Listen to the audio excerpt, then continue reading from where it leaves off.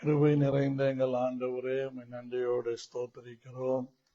பரலோகத்தின் தேவனே, உம்மை நன்றியோடு நாங்கள் துதிக்கிறோம். ஒருவராக பெரிய காரியங்களை செய்கிறவரே, உம்மை நன்றி நிறைந்த உள்ளத்தோடு ஸ்தோத்திரிக்கிறோம். ஆண்டவரே, நீர் ஒருவரே எங்கள் நடுவிலே பெரியவராக, பரிசுத்தராக, வல்லமை உள்ளவராக, கிருபை உள்ளவராக இருந்து எங்களை நடத்துகிற உம்முடைய அநாதி கிருபையை நினைத்து நாங்கள் ஸ்தோத்திரிக்கிறோம். ஆண்டவரே, ஒருவரும் சேரக்கூடாத ஒளியில் வாசம் பண்ணுகிற எங்கள் ராஜாவே, உம்மை நன்றியோடு துதிக்கிறோம். எங்கள் தேவாதி தேவனே, உம்மை நன்றியோடு துதிக்கிறோம். கிருபையில் ஐஸ்வர்யம் உள்ளவரே, உம்மை நன்றியோடு துதிக்கிறோம். பரிசுத்தத்தில் பயங்கரமானவரே, உம்மை நன்றியோடு துதிக்கிறோம். இரக்கம் உள்ளவரே, உம்மை நன்றியோடு துதிக்கிறோம். மகிமையின் தேவனே, உம்மை நன்றியோடு துதிக்கிறோம். மகத்துவமானவரே, உம்மை நன்றியோடு துதிக்கிறோம். கிருபாசனபதியே, உம்மை நன்றியோடு துதிக்கிறோம். ஒருவராக பெரிய காரியங்களை செய்கிறவரே, உம்மை நன்றியோடு துதிக்கிறோம். அதிசயங்களையும் அற்புதங்களையும் செய்கிறவரே, உம்மை நன்றியோடு துதிக்கிறோம். கிருபாசனபதியே, உம்முடைய பாதங்களை முத்தம் செய்து நன்றியோடு துதிக்கிறோம். வானம் எனக்கு சிங்காசனம், பூமி எனக்கு பாதப்படி என்று சொன்னவரே, உம்மை நன்றியோடு ஸ்தோத்திரிக்கிறோம்.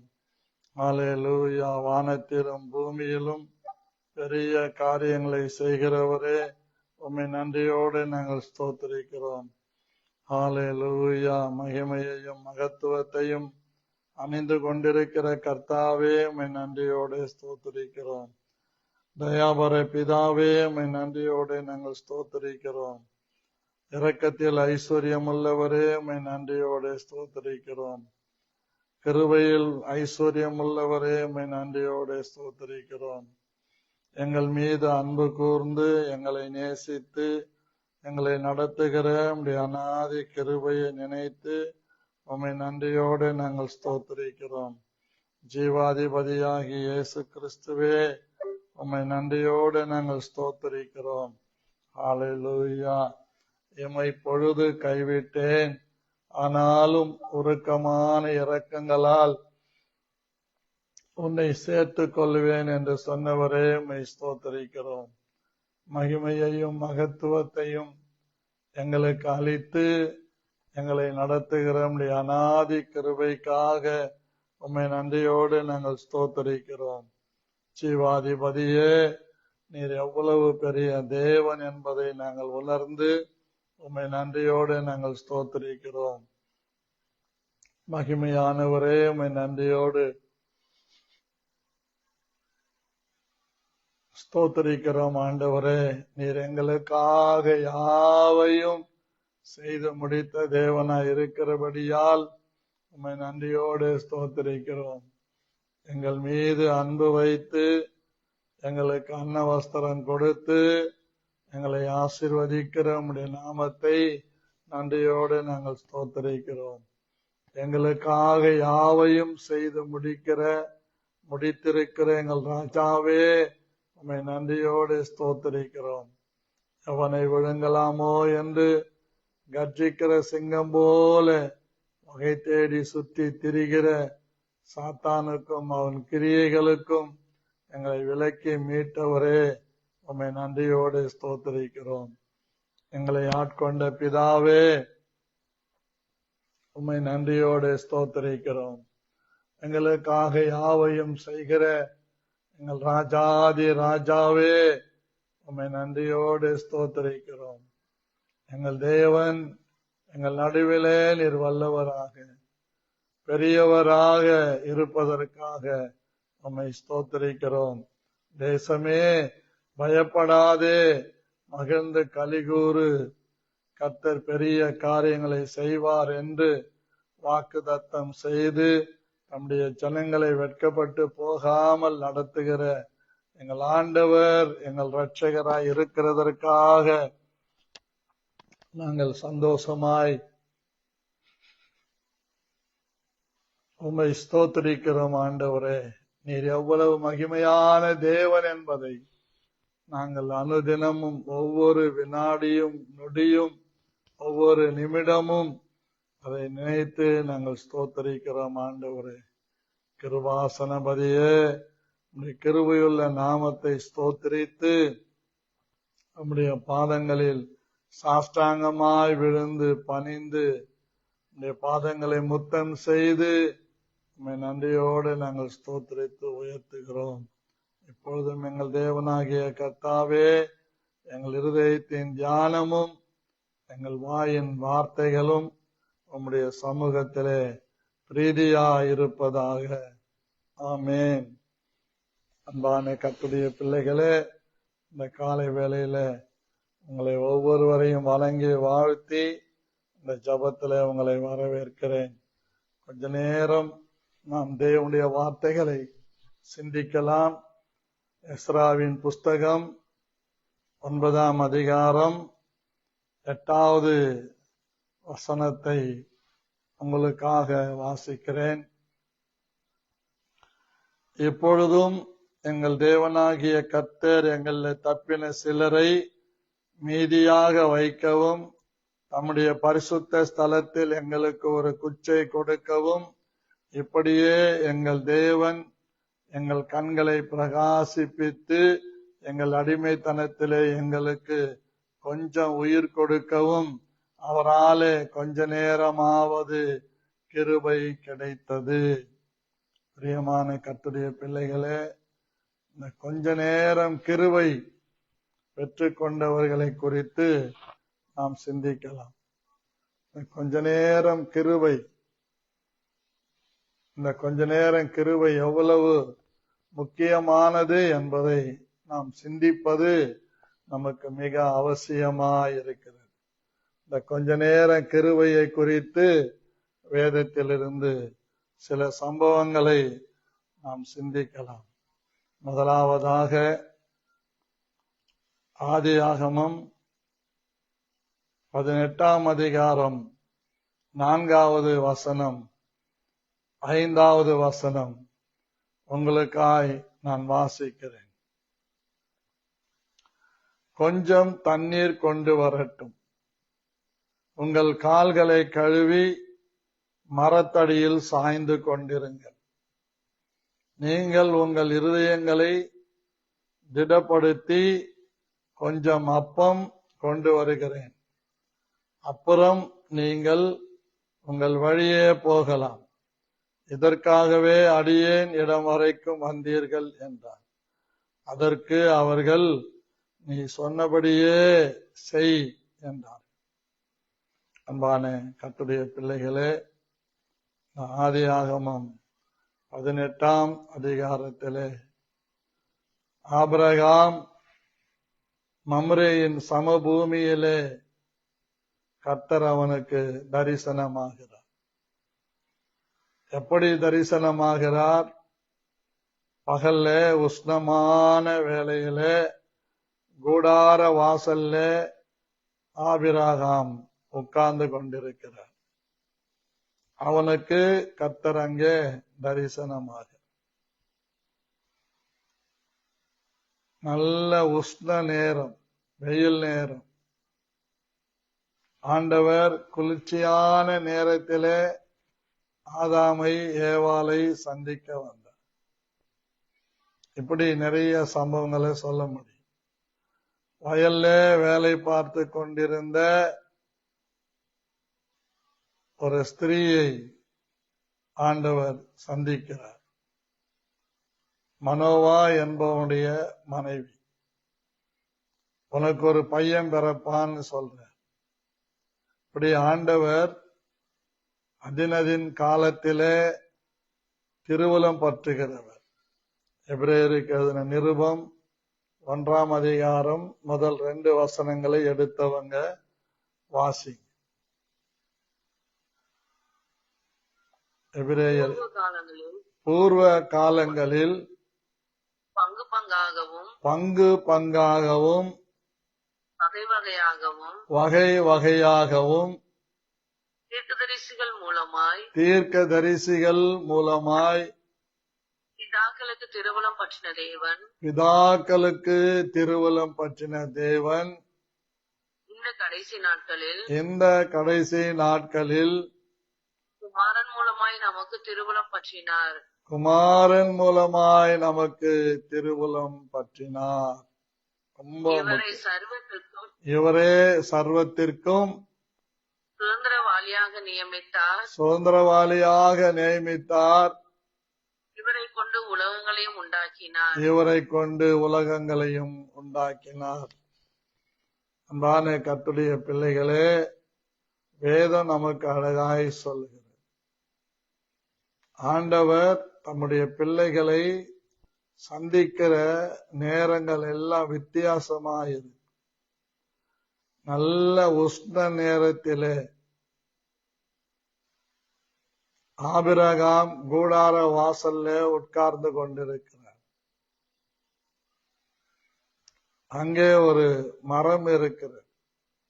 என்ன மரம்னு பேர் சொல்லல. அந்த நேரத்திலே 3 புருஷர்கள்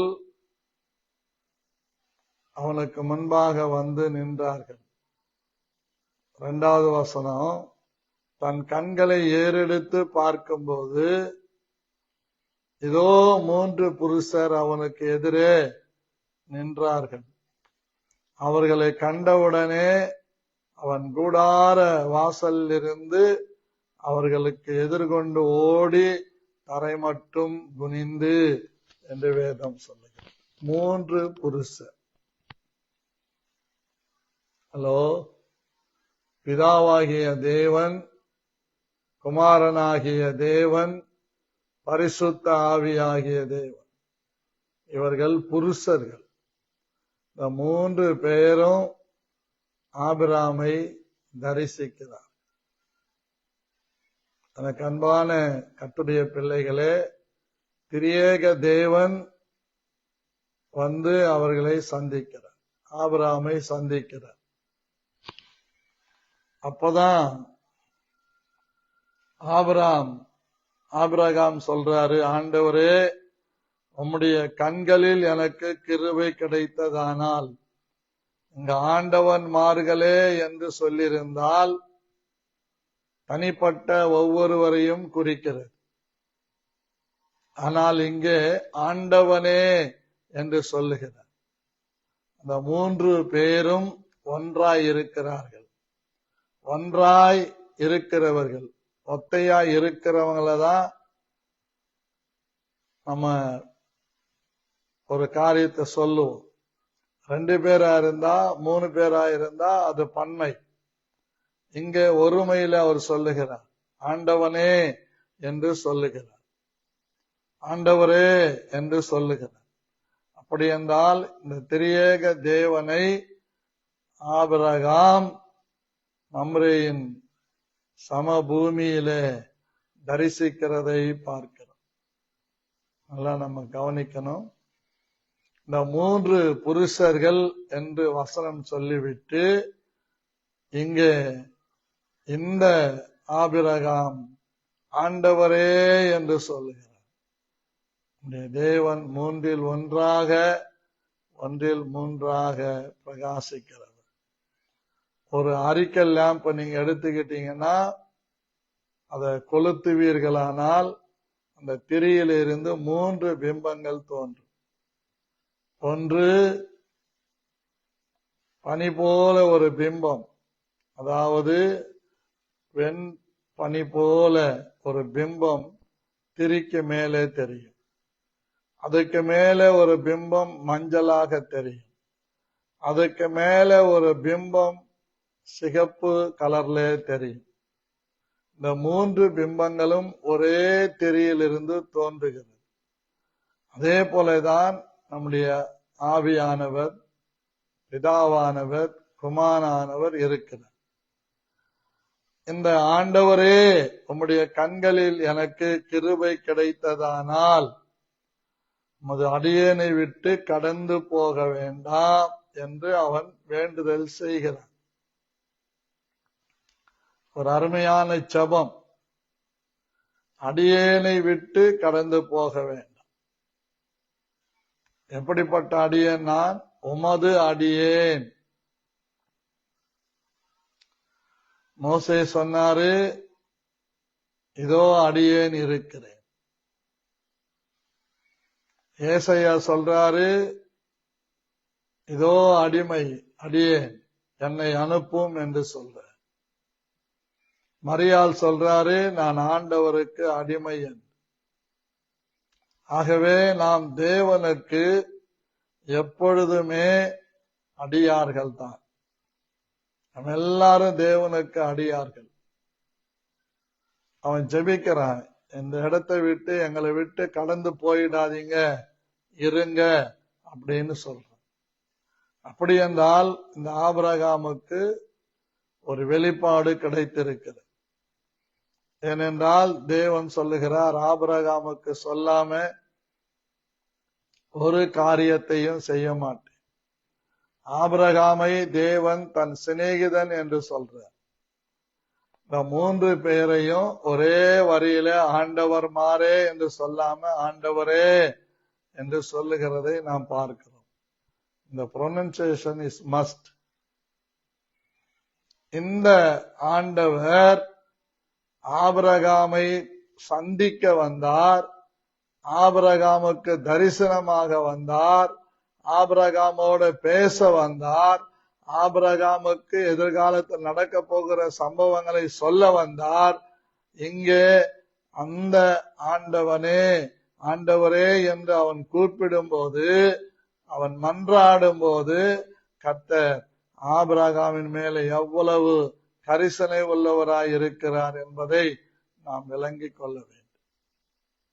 இந்த காலைவேளை என்னை கேட்டுக்கொண்டிருக்கிறேன் அன்பு சகோதரியே, இந்த திங்கட்கிழமை என்று சொல்லும் போது இந்த நாளுக்காக நீங்களும் நானும் கவலைப்படக்கூடாது. ராத்திரி 12 மணி முடிஞ்சு ஒரு நொடி முள் அப்படி தள்ள உடனே ஆண்டவர் தான் நமக்காக கவலைப்பட தொடங்குகிறார். ஆகவே இந்த கரிசனை உள்ள ஆண்டவர் ஆபிரகாமை சந்தித்தது போல இந்த காலைவேளை என்னையும் உங்களையும் சந்திக்க வந்திருக்கிறார். இந்த ஆபிரகாம் அவர்களை பார்த்து சொல்லுகிற வார்த்தை, கொஞ்சம் தண்ணீர் கொண்டு வரட்டும், உங்கள் கால்களை கழுவி. இங்க உங்கள் என்று சொல்றார், உன் கால்களை கழுவி என்று சொல்லல, உங்கள் கால்களை கழுவி மரத்தடியில் சாய்ந்து கொண்டிருங்கள் சொல்லிட்டு 5வது வசனம் சொல்றார், நீங்கள் உங்கள் இருதயங்களை திடப்படுத்த கொஞ்சம் அப்பம் கொண்டு வருகிறேன், அப்புறம் நீங்கள் உங்கள் வழியே போகலாம். இதற்காகவே அடியேன் இடம் வரைக்கும் வந்தீர்கள் என்றார். அதற்கு அவர்கள், நீ சொன்னபடி செய் என்றார். அதற்கு ஸ்தோத்திரம்.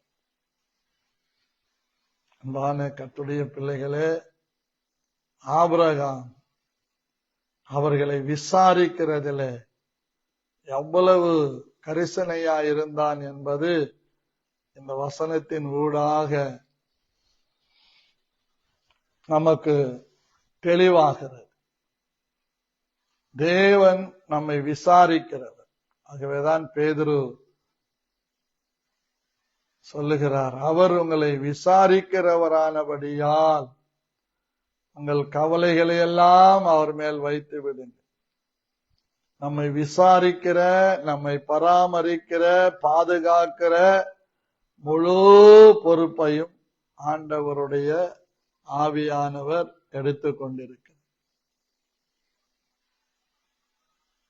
ஆகவே நாம் யாரும் கலங்க வேண்டியதில்லை, திகழ வேண்டியதில்லை, தியங்க வேண்டியதில்லை. காரணம், நம்முடைய தேவன் நம்மை ரட்சிக்க வல்லமை உள்ளவராயிருக்கிறார். அவர் வலது கரம் செய்யும் வல்லமையின் ரட்சிப்பை கொண்டு நம்மை ரட்சிக்க அவர் போதுமானவராயிருக்கிறார். எத்தனை பேர் ஆமேன் சொல்ல போறீங்க? வலது கரத்தை உயர்த்தி சொல்லுங்க, ஆமேன். என்னை ரட்சிக்க தேவன் வல்லவராயிருக்கிறார். ஆகவே அவர் ரட்சிக்காம நம்ம எத்தனை பேரு எந்த சூழ்நிலையும் யாரையும் ரட்சிக்க முடியாது. ஆகவே என்னை கேட்டுக்கொண்டிருக்கிற என் அன்பு கர்த்தருடைய பிள்ளைகளே, ஆபிரகாம் ஆண்டவரை பார்த்து கொஞ்சம் தண்ணீர் கொடுக்கிறேன், கொஞ்சம் அப்பம் கொண்டு வருகிறேன், நீங்கள் சாப்பிட்டு இந்த மரத்தடியில இளைப்பாருங்கள், பின்பு நீங்கள் உங்கள் வழியே போகலாம். அவர்கள் வந்த நோக்கம் வேற, ஆனா ஆபிரகாம் செய்கிற திட்டம் வேற. அதான் நம்ம ரொம்ப முக்கியம். ஆபிரகாம் நல்ல ஒரு ஆசீர்வதிக்கப்பட்ட மனிதன். ஏன்னா கர்த்தரை அவன் போஷிக்கிறதை பார்க்க, இங்க ஆண்டவர் போஜனபானம் பண்ணுகிறவராக வந்தார். நம்மாலுங்க அவரை பெருந்தீனைக்காரன் சொன்னாங்க. யோவான் ஸ்நானகன் வெட்டுக்கிளியும் தேனையும் மாத்திரம்தான் சாப்பிட்டார், ஒன்னும் சாப்பிடல, அவரை பிசாசு பிடித்தவன் சொன்னார். அன்பான கர்த்தருடைய பிள்ளைகளே, இந்த காலை வேளையிலே அந்த கொஞ்ச நேர கிருபை என்பதை நம்ம விளங்கிக் கொள்ள, ஆபிரகாமுக்கு கிடைத்த இந்த கொஞ்ச நேரம் கிருபை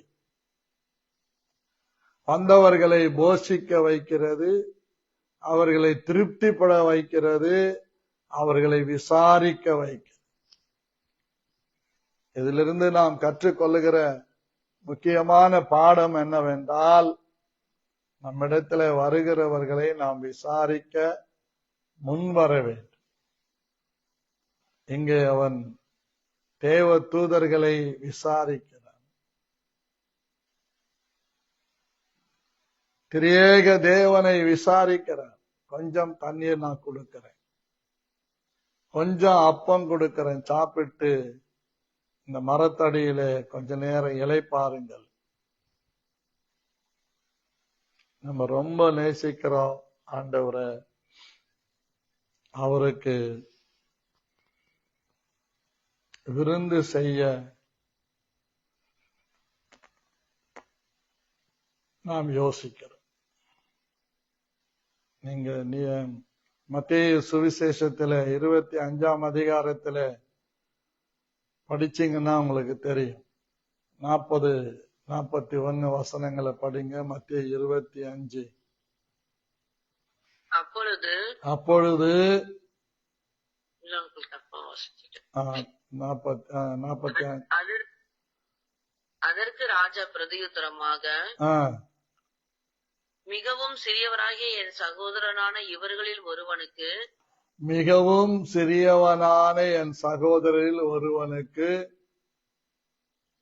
நீங்கள் எதை செய்தீர்களோ அதை எனக்கே செய்தீர்கள் என்று மெய்யாகவே உங்களுக்கு சொல்லுகிறேன் என்பார். அதை மெய்யாகவே உங்களுக்கு செய்கிறேன் என்பார்.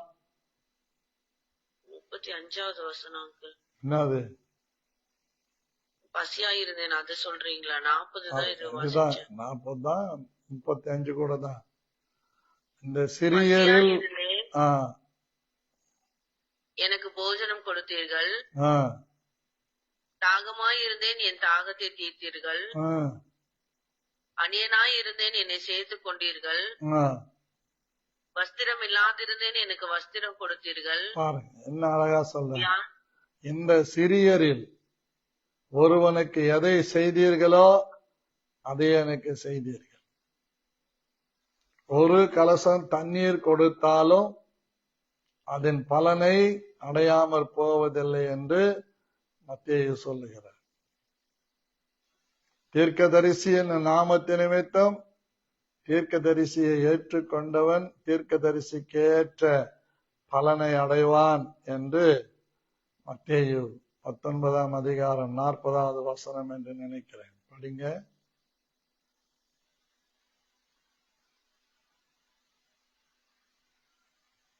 இல்லையா? இல்ல அங்கிள். மத்தேயு 19 இல்லையா? இல்ல அங்கிள், மத்தேயு 19. 10 பாரு. இரு நான் சொல்றேன்.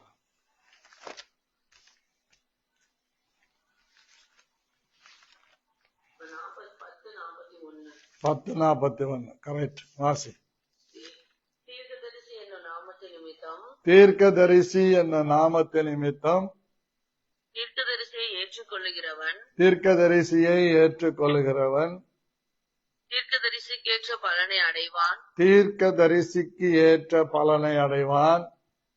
நீதிமான் என்னும் நாமத்து நிமித்தம் நீதிமான் என்னும் நாமத்து நிமித்தம் நீதிமானை ஏற்றுக்கொள்ளுகிறவன் நீதிமானை ஏற்றுக்கொள்ளுகிறவன் நீதிமானுக்கேற்ற பலனை அடைவான். நீதிமானுக்கேற்ற பலனை அடைவான்.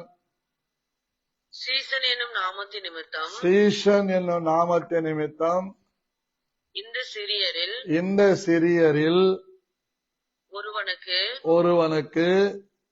ஒரு கலசம் தண்ணீர் மாத்திரம் குடிக்க கொடுக்கிறவனும் ஒரே ஒரு கலசம் தண்ணீர் மாத்திரம் குடிக்க கொடுக்கிறவனுக்கு தன் பலனை அடையாமற் போகான் என்று மெய்யாகவே உங்களுக்கு சொல்லுகிறேன் என்றார். மெய்யாகவே உங்களுக்கு சொல்லுகிறேன். என்னை கேட்டுக்கொண்டிருக்கிற என் அன்பு தேவனுடைய பிள்ளைகளே, வேதம் சொல்லுகிறது, இந்த ஆபிரகாம் 3 பேரையும் ஏற்றுக்கொண்டு அவர்கள் கால்களை கழுவ அவர்களுக்கு தண்ணீர் கொடுத்து, அவர்கள் தாகம் தீர்க்க தண்ணீர் கொடுத்து, அவனுக்கு விருந்தோம்பல் செய்து ஒரு பெரிய ஆசீர்வாதத்தை பெற்றுக் கொள்ளுகிறதை பாருங்க. அந்த விருந்தோம்பல் எப்படி நடக்கிறது? ஆதியாகமம் 18:6 வாசிக்கிறேன். அப்பொழுது ஆபிரகாம் தீவிரமாய் கூடாரத்தில் சாராளிடத்திற்கு போய், நீ சீக்கிரமாய் 3 படி மெல்லிய மாவு எடுத்து பிசைந்து அப்பம் சுடு என்றான். தீவிரமாய் நம்ம ஒருத்தரை விசாரிக்கிறதுல, நேசிக்கிறதுல, கனம் பண்ணுகிறதுல நமக்கு ஒரு தீவிரம் இருக்கு. இன்னைக்கு எத்தனை பேருக்கு அந்த தீவிரம் இருக்குதுன்னு தெரியல. சிட்டியில போயாச்சுன்னா யாராவது வந்துட்டா அவங்க சமைச்சு போட மாட்டாங்க. உடனே ஸ்விக்கில ஜொமேட்டோவில என்ன பண்ணுவாங்க, ஆர்டர் போட்டு அவன் வர்ற வரைக்கும் அவங்கள உட்கார வச்சு பேசிக்கொண்டிருந்து வந்த பிறகு சாப்பிட வச்சு அனுப்புவான். ஆர்டர் போட்டு வர வச்சு சாப்பிட வச்சு அனுப்புவது பிளஸ்ஸிங் என்று சொல்லி கொண்டாலும் அது மெய்யான பிளஸ்ஸிங் இல்லை. நம்ம கையால சமைச்சு அவங்களுக்கு போடணும், அதுதான் பிளஸ்ஸிங். ஆர்டர் போட்டு வர வச்சு கொடுத்துறது பெரிய காரியம் இல்லை. ஆசீர்வாதம் நம்முடைய வாழ்க்கையில தங்குவதற்கு ஆபிரகாமை போல தீவிரமாய் கூடாரத்தில் இருக்கிற சாராளிடத்திற்கு போகிறது. ஒரு தீவிரம் நமக்கு வேணும். கொஞ்சம் அப்பந்தான் நீ கொடுக்கிற, கொஞ்சம் தண்ணீர் தான் குடிக்கிற. ஆபிரகாம் அதை சொல்ற, கொஞ்சம் தண்ணீர் கொண்டு வருகிறேன் குடி, கொஞ்சம் அப்பம் கொண்டு வருகிறேன் சாப்பிடுங்க சொல்லிட்டு தீவிரமாய் கூடாரத்தில் சாராளத்திற்கு போய், இவங்க வந்துக்கிறாங்க அவங்க கதையெல்லாம் அளக்கல, 3 படி மாவு எடுத்து அப்பம் சுடு. அந்த அம்மா ஊறுபட்ட கேள்வி அவரை கேட்கல. ஏன் வந்திருக்கிறாங்க, எங்கிருந்து வந்துக்கிறாங்க, எப்படி வந்துக்கிறாங்க, யார் வந்திருக்கிறாங்க, நம்ம எல்லாம் கேள்வி கேட்போம். ஏங்க இப்பதான் டயர்டா படுத்திருக்கிற, காலையில எழுச்சிக்கின மாக்குன்னு எல்லா வேலையும் செஞ்சுட்டு இப்பதான் போய் உட்காரலான்னு உட்கார்ந்து அதுக்குள்ள வந்து மாவேடு, அடை சூடு, அத்தை சூடு, எத்த சூடுங்கிறீங்களே, கொஞ்சமாவது உங்களுக்கு மனசாட்சி இருக்குதா அப்படின்னு சாரால் திரும்ப சொல்லல. அப்படியே அவள் செய்கிறார். அடுத்து பாருங்க, ஆபிரகாம் மாட்டு மந்தைக்கு ஓடி ஒரு நல்ல இளங்கன்றை பிடித்து வேலைக்காரன் கையிலே கொடுத்தான். அவன் அதை சீக்கிரத்தில் சமைத்தான். எல்லாம் சீக்கிரம் தான். No late, no delay. Hello, சீக்கிரம். சில இடங்கள்ல நான் பார்த்திருக்கிறேன், பேசிக்கிட்டே இருப்போம், அதுக்குள்ள டேபிள்ல சாப்பாடு வந்திருக்கும், வாங்க சாப்பிடலாம், அவ்வளவு வேகமா செய்வான். நாங்க நிறைய ஊழியக்காரங்க தடுகுப்பேட்டைக்கு போவோம். அங்க கிருபாவதி எத்தனை பேர் போனாலும் சலிக்காம முறுமுறுக்காம புருஷனை ஒன்னும் சொல்லாம போனவங்கள அத்தனை பேரையும் உபசரிச்சு நேசித்து அனுப்பக்கூடிய ஒரு ஊழியக்காரியா இருக்கிறார். அதே மாதிரிதான் நாகப்பட்டினம் போயாச்சுன்னா கலாக்கா, ஆத்தர் செல்ராஜா பாஸ்டருடைய மனைவி, வேலைக்காரங்களை விட்டெல்லாம் பரிமாற மாட்டாங்க. அவங்க கிட்ட உட்கார்ந்து ஊழியக்காரர்களுக்கு நல்ல மகிழ்ச்சியா சாப்பிடுறதுக்கு பரிமாறுவாங்க. ரொம்ப ஆச்சரியமா இருக்கு அதெல்லாம் பார்க்கறது. அப்போ இதெல்லாம் யாரு கத்துக்கிட்டாங்க? எப்படி? தொட்டில் பழக்கம் சுடுகாடு மட்டில். சின்ன வயசிலிருந்தே நமக்கு அந்த குணங்கள் வந்திருந்ததுன்னா முறுமுறுப்பு இல்லாம, தர்க்கிப்பு இல்லாம நம்ம வாழ்க்கையில செயல்படுவதற்கு பழக்க வழக்கம். எப்படி தாவீதின் கைகளை போருக்கும் அவன் விரல்களை யுத்தத்திற்கும் படிப்பித்தாரோ, அதே தேவன் தான் நீங்க ஆபிரகாமுக்கு படிப்பித்திருக்க. தீவிரம், சீக்கிரத்தில், சடன்லி, ஜஸ்ட் எ மினிட், கொஞ்ச நேரம் அந்த கிருபை வேலை செய்யும். கிருபை பெற்றவங்க சும்மா இருக்க மாட்டாங்க, ஏதாகிலும் ஆண்டவருக்காக செஞ்சுக்கிட்டே இருப்பாங்க. சிலரை பார்க்கிறோம், பச்சை தண்ணி கூட கொடுக்க மாட்டாங்க வீட்டுக்கு போனா. ஐயா இருக்கிறாரா, நீங்க யாருன்னு கேட்க மாட்டாங்க, எங்கிருந்து வந்திருக்கிறீங்கன்னு கேட்க மாட்டாங்க. வந்தவர் கேட்பாரு, ஐயா இருக்கிறாரா? இல்ல இல்ல, வீட்டுல இருப்பாரு, ஒரே வார்த்தை இல்ல இல்ல. ஏன்னா அவர் வெளியே அனுப்புறதுக்கு இந்த அம்மாவுக்கு இஷ்டம் கிடையாது. அதனால ஒரே வார்த்தை இல்ல, இப்பதான் வெளியே போயிட்டார். இப்படி நிறைய பேர் இருக்கிறார். நான் ஒவ்வொரு முறையும் நாங்க எத்தனை பேர் தடுக்கப்பேட்டைக்கு போனாலும் அத்தனை பேரையும் இந்த பலவீனமான சரீரத்தோட தன் கைகளால் உட்கார்ந்து சமைச்சு, ஒரு பக்கம் நெருப்பு, அடுப்பு நெருப்பு போட்டு சமைப்பா, இன்னொரு பக்கம் ஸ்டவ்ல,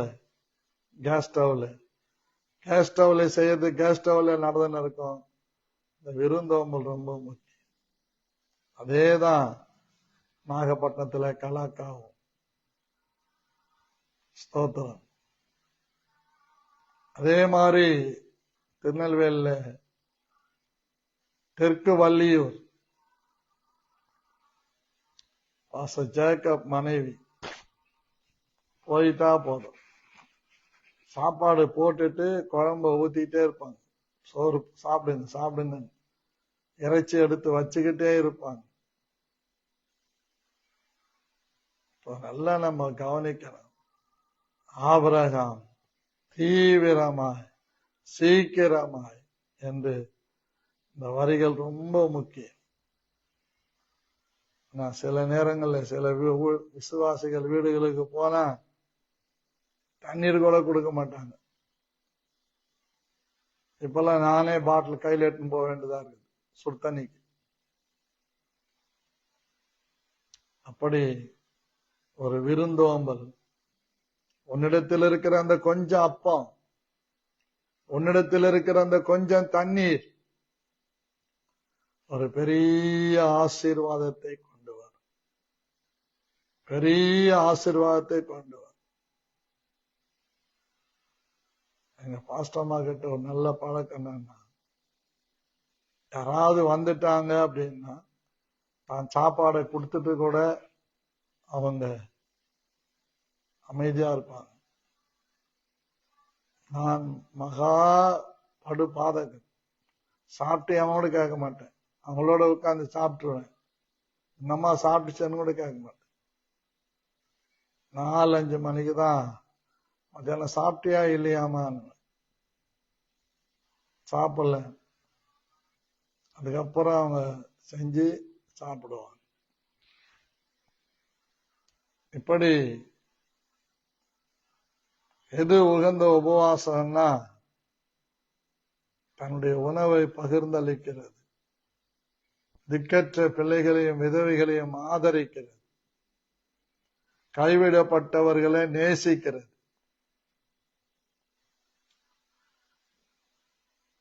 உடைஞ்ச விரலுக்கு சுண்ணாம்பு கூட போட மாட்டாங்க சிலர், ஆனா அப்படியே தான் இருப்பாங்க. ஒரு சின்ன ஆசீர்வாதம் கூட அவங்க வாழ்க்கையில வந்துடாது. எனக்கு அன்பான தேவனுடைய பிள்ளைகளே, ஒன்றை சரியாக நீங்கள் சிந்தித்துக் கொள்ளுங்கள். இந்த ஆபிரகாம் ஓடினான். அந்த வேலைக்காரன் பாருங்க, இளங்கன்றை சூப்பரா நேர்த்தியான ஒரு உணவை கொடுக்கிறார். பிறகு அங்கே வெண்ணையையும் பால் கட்டிகளையும் சமர்ப்பித்த கன்றையும் கொண்டு வந்து வைக்கிறார். அவர்கள் மரத்தடியிலே நின்று கொண்டிருந்தான். அவர்கள் புசித்தார்கள். அவர்கள் அவனை நோக்கி, ஆபிரகாமை நோக்கி, உன் மனைவி சாராள் எங்கே என்றார். பேர் அவங்களுக்கு தெரியும் தானே. உன் மனைவி சாராள் எங்கே? அதோ கூடாரத்தில் இருக்கிறாள் என்றார். எவ்வளவோ அவங்க வெளிப்படவே இல்லை. எல்லாம் ரகசியமா செஞ்சு அனுப்பிச்சிட்டு கூடாரத்தில் இருக்கிறாங்க.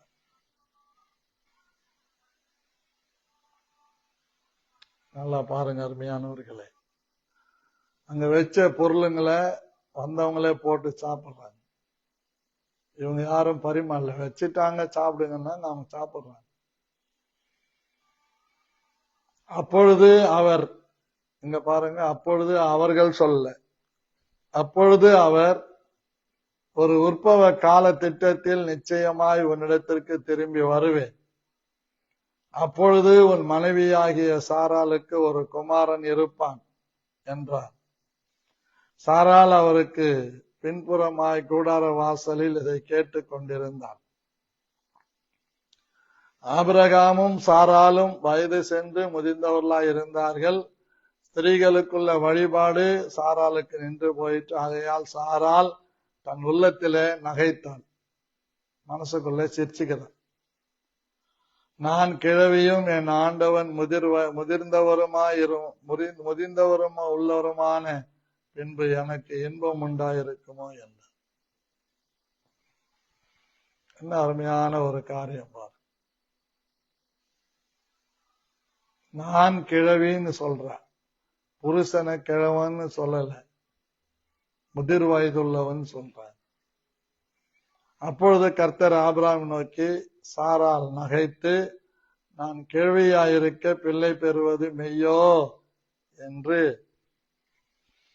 சொல்வானேன். கர்த்தரால் ஆகாத காரியம் உண்டோ? உற்பவ கால திட்டத்தில் உன்னிடத்திற்கு திரும்ப வருவேன். அப்பொழுது சாராளுக்கு ஒரு குமாரன் இருப்பான் என்று தெளிவா சொல்றான். நடந்துச்சா? நடக்கலையா? அப்படின்னு நம்ம ரொம்ப யோசிக்கணும். அதே 21ஆம் அதிகாரம் முதல் வசனத்துல நாம் பார்க்கும்போது, கர்த்தர் தாம் சொல்லி இருந்தபடி சாராள் பேரில் கடாட்சமானார். கர்த்தர் தாம் உரைத்தபடியே சாராளுக்கு செய்தருளினார். என்னை கேட்டுக்கொண்டிருக்கிற என் அன்பு தேவனுடைய பிள்ளைகளே, நீங்கள் செய்கிற அந்த கொஞ்ச உபகாரம், நீங்கள் செய்கிற கொஞ்ச நேரம், கொஞ்ச ஜபம், நீங்கள் செய்கிற கொஞ்ச தான தர்மம், நீங்கள் செய்கிற கொஞ்ச காரியம் பெரிய ஆசீர்வாதங்களை கொண்டு வரும். ஆபிரகாம் சொன்னார் அல்லவா, கொஞ்சம் தண்ணீர் கொண்டு வருகிறேன், கொஞ்சம் அப்பம் கொண்டு வருகிறேன். அவர்கள் சாப்பிட்டு இளைப்பாறினார்கள். எழுந்து அவர்களை ஆசீர்வதித்து விட்டு அந்த வழியாக அவர்கள் போகிறார்கள் என்பதை நாம் புரிந்து கொள்ள வேண்டும். ஒரு உற்பவ கால திட்டத்திலே கர்த்தர் சொன்னபடி சாராளின் கர்ப்பத்தை திறந்து ஈசாக்கை பெற்றெடுக்கும்படியாக ஒரு கிருபை தருகிறார். அதனால நம்மிடத்தில் இருக்கிற கொஞ்சம் எதெல்லாம் நம்ம இடத்துல இருக்குதோ அதெல்லாம் தேவனுக்கு ஒப்பு கொடுத்து வாழ்வது மிக அவசியம். தேவனுடைய சமூகத்திலே ஒரு அர்ப்பணிப்போட நாம் இருக்கணும். நம்ம செபிக்கலாம். வலது கரத்தை தலைமையில வச்சு சொல்லலாம், நல்ல பிதாவே, இயேசு கிறிஸ்துவின் நாமத்தினாலே உமக்கு நன்றி சொல்லி செபிக்கிறேன். ஆபிரகாமுக்குள் இருந்த விசாரிக்கிற, விருந்தோம்பல் செய்கிற அந்த ஒரு அபிஷேகம் எங்கள் மேலே இறங்கும்படியாக நாங்கள் செபிக்கிறோம். எங்களிடத்திலே உள்ளதை வைத்து எவ்வளவு பெஸ்டா மற்றவர்களை உபசரிக்க முடியுமோ அவ்வளவும் செய்யும்படியான ஒரு அபிஷேகத்தை எனக்கு தாரும், எங்களுக்கு தாரும். இயேசு கிறிஸ்துவின் நாமத்தில் ஆமென்.